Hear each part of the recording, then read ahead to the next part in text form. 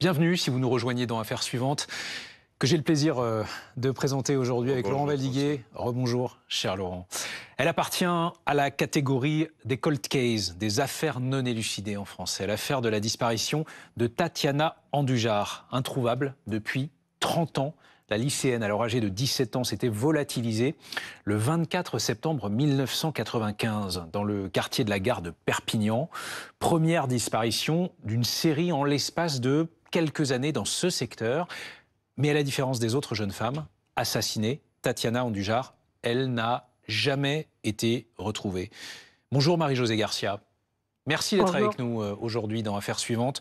Vous êtes la mère de Tatiana. Si l'on vous reçoit aujourd'hui, en compagnie de votre avocat, maître Philippe Capsier, bonjour maître. Bonjour.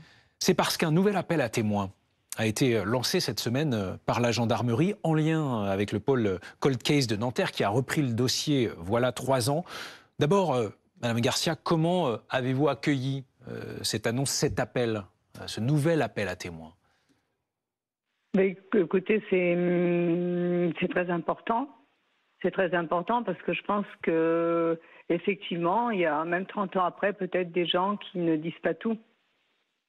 Parce que vous dites 30 ans après, cette semaine, ça a fait donc 30 ans jour pour jour que votre fille s'est volatilisée. J'imagine qu'en 30 ans, on passe par plein de phases différentes, psychologiquement, face à l'absente. Mais une mère ne perd, j'imagine, jamais espoir. Non, je ne peux pas perdre espoir, en fait, de savoir ce qu'est devenue ma fille. C'est impossible. Il faut qu'on avance et la seule façon d'avancer, c'est de garder espoir qu'on sache un jour la vérité. Cet appel à témoins, c'est vraiment une source d'espoir, l'espoir d'une avancée de l'enquête, d'un rebondissement, d'explications, d'éléments. Dites-nous quel est votre état d'esprit justement aujourd'hui là-dessus. Oui, moi cet appel à témoins, c'est très important parce qu'il y a certainement des gens qui peut-être n'ont pas tout dit, parce que peut-être ils pensaient que c'était pas nécessaire ou que c'était pas important. En fait, on se rend compte via les réseaux sociaux qu'il y a encore des gens qui disent des choses qu'ils n'avaient pas dit à l'époque. Donc oui, c'est très important cet appel à témoins et je compte beaucoup sur les différents témoignages qui pourraient donc intervenir.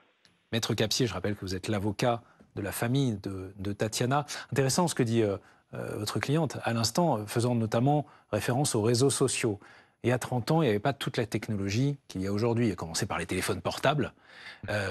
Vous diriez que ce nouvel appel à témoins représente potentiellement un tournant, qu'il permet de nouveaux moyens d'enquête, parce que on rappelle qu'à la section de recherche de Montpellier, un gendarme travaille à plein temps sur ce dossier. Sur cet appel à témoins, il y a des avis partagés. Des esprits plus pessimistes y verraient peut-être la marque d'un échec. On ne fait pas partie de cela. Notre état d'esprit à nous, c'est d'y voir là, au contraire, d'abord peut-être un élément de communication. Le pôle de Nanterre et la section de recherche de Montpellier communiquent sur ce dossier, donc pour nous c'est important. Ils ont peut-être aussi évidemment l'idée de réveiller le souvenir chez quelqu'un qui pourrait être déterminant dans l'évolution de cette enquête. Et puis peut-être, on ne peut pas l'exclure, il y a peut-être derrière cet appel à témoins une stratégie d'enquête qui peut-être permettrait ou pas de surveiller un suspect et peut-être... Vous dites peut-être à plusieurs reprises. On vous a contacté, on vous a expliqué... La finalité de cet avis de recherche, non. Les raisons. Non, mais comme on n'a pas beaucoup d'informations, c'est pas un reproche pour personne, on est obligé, nous, à notre niveau, d'être souvent dans l'interprétation à partir d'informations que l'on reçoit. Et donc, c'est aujourd'hui l'interprétation que nous faisons de cet avis de recherche. Un élément de communication, c'est sûr. Un élément peut-être d'investigation pour confondre ou piéger une piste. Peut-être, nous en tout cas, on est encore bordé d'optimisme et dans l'attente de résultats. Alors c'est vrai qu'en 2022, quand le pôle Colquez s'est saisi de ce dossier, un dossier de 30 ans, il a estimé, parce que c'est le critère du pôle Colquez quand il a pris les affaires, il a estimé qu'il y avait un espoir. Parce qu'ils ont estimé, les magistrats de Nanterre et les gendarmes, ils ont estimé que dans tout ce qui avait été fait, il y avait peut-être des pistes qu'il fallait encore creuser. Ça, c'est la bonne nouvelle. Parce que c'est vrai que Tatiana, elle se volatilise en 95, c'est la première de 4 jeunes filles depuis la gare de Perpignan. Et alors, le malheur pour la famille... Les disparus de la gare de Perpignan. Les disparus de la gare de Perpignan. Le malheur pour la famille, c'est que les 3 autres affaires criminelles ont été résolues. C'est Jacques Rançon, un tueur en série épouvantable, qui a finalement été arrêté en 2014 grâce à son ADN, parce que 2 des victimes, les corps avaient été retrouvés, il y avait de l'ADN. Et puis la 4e, celle de 2001, Fatima Hidraou, son tueur a été avoué, a été arrêté. C'est quelqu'un de Perpignan, Marc Delpech, il s'appelle. Il a été condamné à 30 ans de réclusion criminelle. Il a été libéré en 2022. Et c'est vrai qu'aujourd'hui, et c'est ça qui paraît important, il y a des nouveaux témoignages qui semblent établir qu'il y aurait pu avoir un lien entre Tatiana et lui en 95. Qu'est-ce que vous en pensez, maître ? Je ne sais pas si ma propre conviction intéresse à la fois l'opinion publique et le juge d'instruction. Effectivement, nous avons, nous, à notre niveau, à partir de notre analyse du dossier, établi un certain nombre de faisceaux d'indices qui nous a menés assez naturellement sur la piste de Marc Delpech, qui a été placé en garde à vue en suivant, en 2017, qui n'a pas donné davantage de résultats. Mais nous, notre conviction aujourd'hui, mais ce n'est que la conviction d'une partie civile, c'est que c'est une piste et une hypothèse extrêmement sérieuse et, de mon point de vue, toujours d'actualité. Néanmoins, il y a des faits. Et je vous propose qu'on se raccroche à ces faits pour ensuite essayer d'émettre des hypothèses. Marc Delpech, lorsqu'il tue Fatima Hidraou en 2001, il y a ensuite des perquisitions, chez lui, entre autres. Chez lui, les enquêteurs découvrent alors les épreuves d'un roman intitulé Tatiana, qui raconte la disparition d'une jeune fille près de la gare de Perpignan. Delpech évoque alors simplement un intérêt pour cette affaire. Problème, a priori, cette piste qui relie Delpech à Tatiana n'a pas été creusée, en tout cas pas plus que cela. Et puis, il y a un autre élément troublant. Le père de Tatiana avait entendu parler de Delpech avant la disparition de Tatiana. Quelques jours avant, me semble-t-il, il cherchait alors du travail. Tatiana lui avait parlé d'une connaissance qui pouvait peut-être lui proposer un boulot. Cette personne s'appelait Marc Delpech.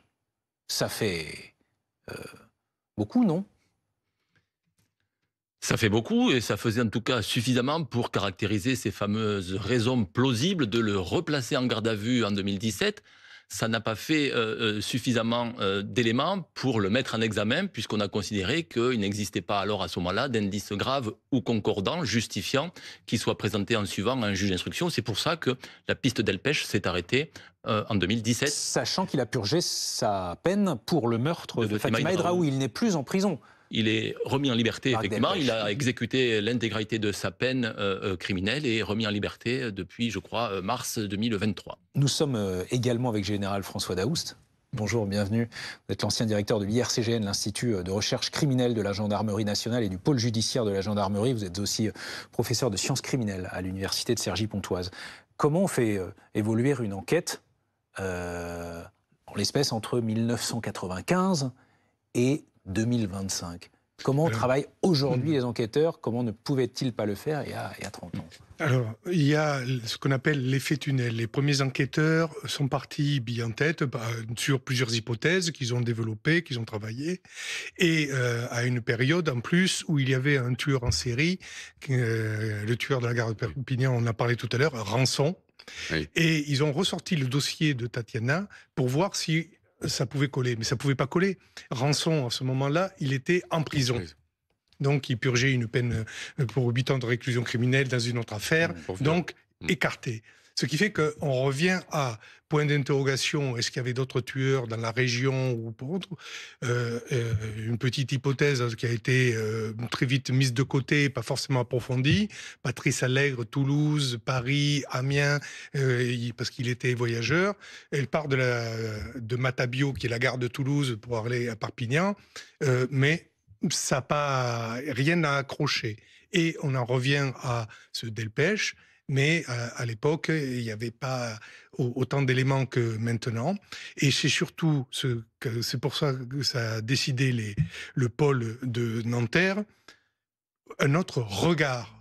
Et pour éviter de repartir sur les mêmes façons de penser, etc., la juge d'instruction a décidé de saisir non plus la police judiciaire, mais la section de recherche de Montpellier. C'est pas que la police judiciaire était incapable de travailler, loin de là, ils ont fait le travail qu'il y avait à faire, mais pour éviter cette pensée unique et se raccrocher aux mêmes indices. Et au contraire, essayer d'ouvrir et d'appréhender l'affaire différemment. Et il me semble évident que dans ce contexte, eh bien, la piste de Delpech va être de nouveau détricotée, mais avec un autre regard, beaucoup plus large. Et donc il pourrait être placé de nouveau en garde à vue, de nouveau alors, il faudra interrogé. voir, parce que la garde à vue, s'il a déjà été mis en garde à vue pour cette affaire-là, Ils ont consommé les heures de garde à vue. Ils ont consommé les heures de garde à vue. C'est la loi. En revanche, les juges d'instruction, eux, peuvent faire des interrogatoires qui ne sont pas dans les mêmes conditions que la garde à vue. C'est vrai que vous avez évoqué au fond deux pistes criminelles, à savoir est-ce qu'elle se volatilise en sortant de la gare. Vraisemblablement, elle faisait du stop pour rentrer chez elle, à des kilomètres de là. Est-ce qu'elle serait montée dans une voiture de quelqu'un qu'elle connaissait? Auquel cas, est-ce qu'il y avait un antécédent avec quelqu'un, hein? Ou est-ce qu'elle a pu rencontrer complètement une rencontre fortuite? Ça serait l'hypothèse d'un tueur en série de passage. Ce qui surprend toujours, et puis là, ce qui n'est pas la chance des enquêteurs, c'est qu'on n'a jamais retrouvé son corps à Tatiana. Si je puis me permettre, justement, puisque vous parlez de ça, Laurent, Marie-Josée Garcia, parler de conviction, vous en êtes, vous, forgé une depuis 30 ans, et est-ce que vous vous dites, mais ma fille est peut-être vivante? Non. Non, c'est impossible. On a fait énormément d'appels à témoins. Je suis partie dans plusieurs pays aussi faire des appels à témoins à la télé. La presse internationale a parlé de Tatiana, que ce soit la presse écrite, les quotidiens, les journaux locaux, les réseaux sociaux. Maintenant, depuis quelques années, je diffuse régulièrement l'avis de recherche, la photo de ma fille. C'est impossible qu'elle soit aujourd'hui vivante quelque part. Si elle avait vu rien qu'une fois l'avis de recherche qu'on publie, qu'on continue à publier, ma fille ne serait pas restée muette, c'est impossible.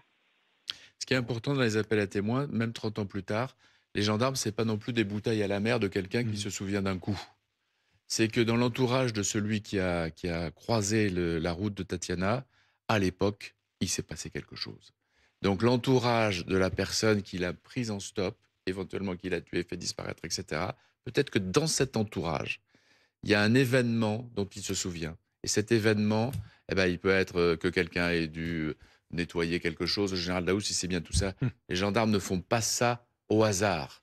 Il y a dans l'entourage de la personne qui a tué Tatiana, il y a forcément quelqu'un qui se souvient de quelque chose d'important à cette date-là. On ne peut miser que sur ça d'ailleurs, général Daoust, parce que un indice matériel... Oui, les indices matériels... 3 décennies plus tard... Alors, 3 décennies plus tard, on pourrait en retrouver, mais à condition qu'on ait le lieu ou de l'enlèvement, ou le lieu où elle a été séquestrée, que l'on retrouve son corps. À défaut, effectivement, pratiquement pas de téléphonie à l'époque. Les caméras de vidéoprotection, il n'y en avait pratiquement pas, c'était exceptionnel.